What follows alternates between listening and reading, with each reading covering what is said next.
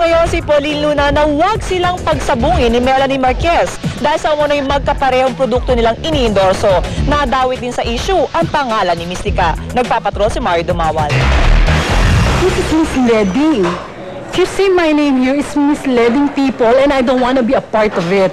Una nang umalma si Melanie Marquez nang gamitin umano ang kanyang pangalan sa anunsyo ng isang sabon.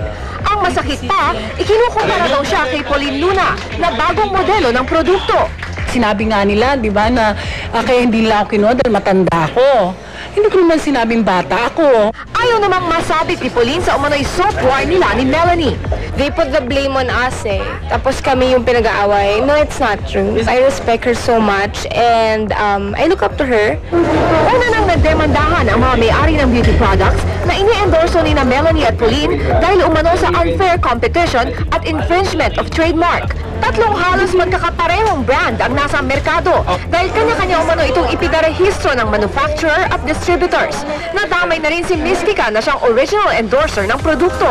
Marami daw kasi ang nag-akalang ang ini-endorso niyang sabon ang sangkot sa kontrobersya. It's not really good na kailangang banggitin pa nila na ako'y isa sa mga ano doon kasi talagang they're not supposed to do that.